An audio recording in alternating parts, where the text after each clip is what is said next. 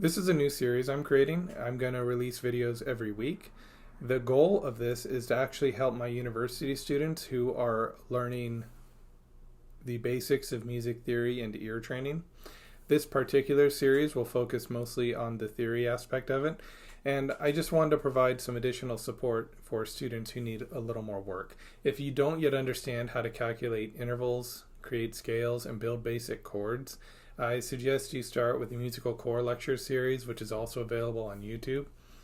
If you use a 101 playlist, that will bring you to the appropriate level to begin to understand the concepts in this Harmony Lecture series.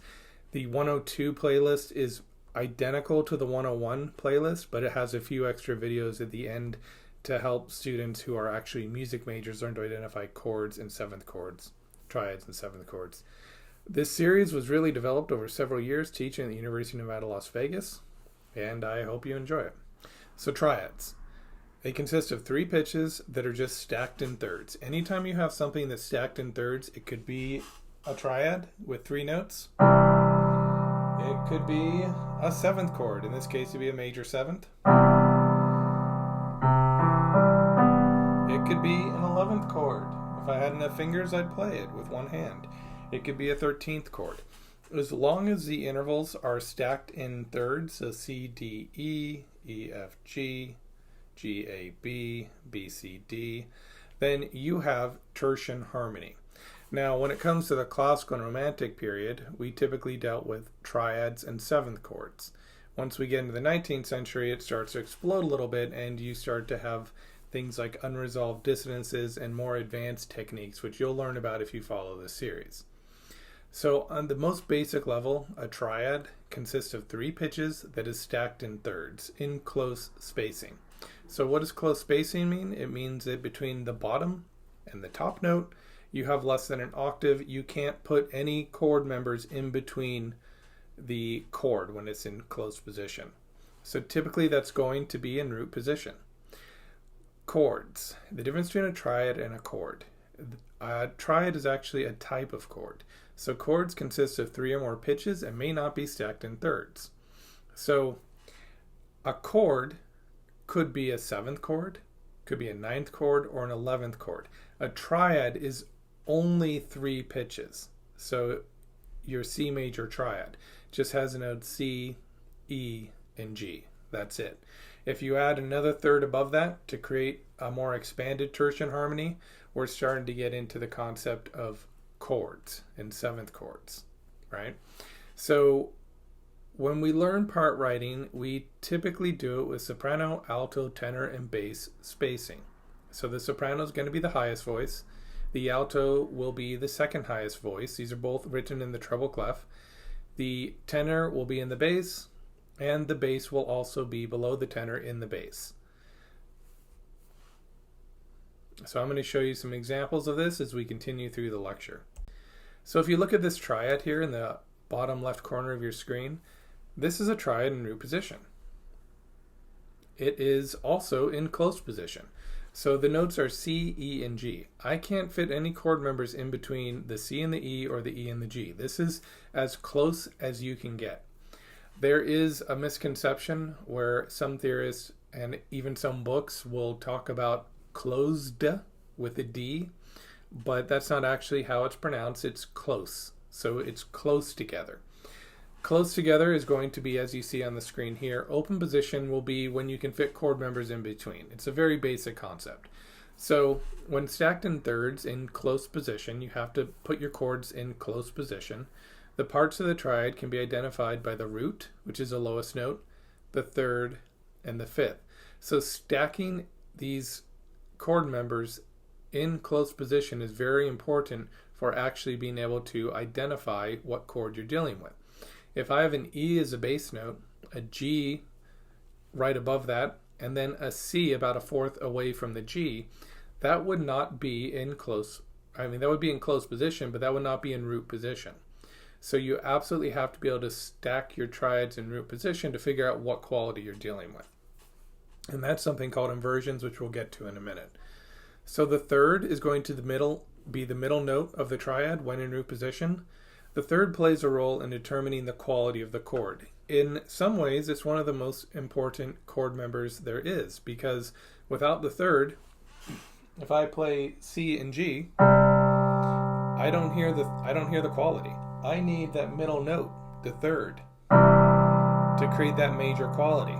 And if I just take that third down a half step, it makes it minor.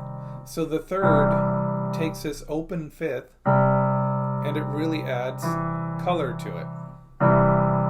You can even have diminished triads if you want to lower the fifth a little bit.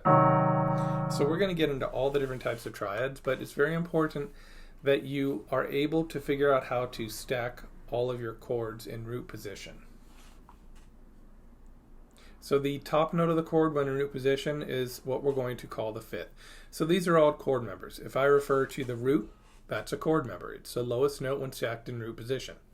If I refer to the third, I'm referring to the middle note. If I talk about the fifth, I'm referring to the top note. Now, why is this important? Because these notes are not always going to be in root position. You might have an E as the lowest note. You might have a G as the lowest note. The chord would still be a C major chord as long as it has notes C, E, and G, but without stacking them in root position, we don't really know what the quality or the type of chord is. We have to be able to reduce them to their lowest form. So there are 4 basic triads that we're going to cover right now. More triads will be introduced as we go, but we've got a major, minor, diminished, and augmented. The major triad has kind of an open sound. The minor triad is just a little less open. It sounds a little sadder, some might say. Diminished triads have a little bit of a even more closed nature, and they are more dissonant in sound. The augmented triad is sort of like a major triad, but that raised fifth, as you see in the 4th measure there, it gives it a very dissonant sound. People will often confuse, when they're first learning intervals, the diminished and the augmented triad. So this is something that we will get into in more detail with some of the ear training that I plan on doing alongside these lectures. But it's important to not only be able to identify these triads by the way they're written, you also need to be able to identify them by the way they sound. So one mistake that a lot of people make, and it's not so much a mistake in 20th century, but it's definitely a mistake in the classical period. If you have a C major triad, it should have the notes C, E, and G. There are enharmonic spellings you can use, and this is something we go into in the musical core. So if you don't know what an enharmonic spelling is, you really need to go over the musical core first. So the notes C, E, and G could be spelled a different way. You could have a B sharp instead of a C. B sharp and C will sound the same, but since they're written differently, that makes it another type of triad other than major. It changes the quality of the triad, and it's no longer a C major triad if the root is a B sharp. So you could have the notes B sharp, D double sharp, and F double sharp. That would be a B sharp major triad. So a B sharp major triad sounds like this. C major triad sounds like this. They're the same, but they're spelled differently. And the reason for these spellings becomes more apparent when we get into more advanced music. So it's very important that you use the concept of tertian harmony to stack everything in thirds. So I need to have the notes C, E, and G for any type of C triad. For major, it's C, E, G. For minor, as you see, it's C, E flat, and G. Diminished is C, E flat, and G flat. And augmented is C, E, and G sharp. And I'll teach you how to build these triads in just a moment. So triads can be identified using a few different ways. And each one of these methods is actually really important for understanding classical music. It's not enough to simply know that a major triad is stacked in thirds diatonically. Again, that's a concept for the musical core. So you also need to be able to identify your triads by scale degree number. You need to know that in a major scale, the first scale degree is a major triad if you build on the root of the scale. So let's say we have a C major triad, a C major scale, the root is C. So I can build a triad on that. A if I had my E and my G. The second scale degree starts on D. So I can build a triad on that using the key signature of C major. And that gives me a minor triad. The third scale degree also. You can build it in thirds. That is also a minor triad. So scale degrees in major and minor keys have qualities associated with them. And this is an extremely important part of tonal music, because these tonalities, the major and minor tonalities, and in some cases diminished or augmented, help to push the music forward. A major triad traditionally is seen as very stable. A minor triad is less stable. It has more of a need to want to keep moving. A diminished triad is really unstable. You really want to keep that one moving forward. So there are three different ways that you can identify triads. You can use scale degree number, scale degree name, or scale degree quality. So the scale degree number, we're going to talk about the three ways to actually identify these. Scale degrees 1, 4, and 5 are going to be major. If you look at this chart below, you'll see the first scale degree starts on C. If you go up to the fourth chord, we call that the subdominant. That's also major. And then the dominant, which is a fifth scale degree, is dominant. It's also major. Scale degrees 2, 3, and 6 in a major key are going to be minor. And this is the same for any major key. So you should memorize the difference between your major scale degrees and your minor scale degrees. So your major scale degrees are going to be 1, 4, 5. Your minor are 2, 3, and 6. The diminished, there's only one scale degree that's diminished, and that's a 7th scale degree. And it has a strong need to want to resolve.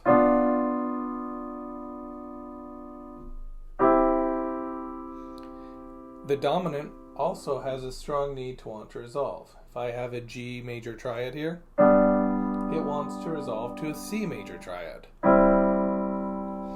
So these resolutions are really the basis of tonal music. You'll notice that the minor scale degrees and qualities are a little bit different. So scale degrees 1, 4, and 5 are minor within the natural minor scale. One thing that we do for the fifth scale degree is we typically have to raise the leading tone. So the leading tone is going to be the 7th scale degree when it's been raised. So if you look at the C minor scale listed here, you actually have a B flat for the 7th scale degree. If you raise that B flat to a B natural, now you have a leading tone. When it's left as a B flat, we call that the subtonic. So there's two different names for that 7th scale degree depending on whether it's raised or not. So if we had a minor dominant, it doesn't have the same pull towards a resolution. If we make it major,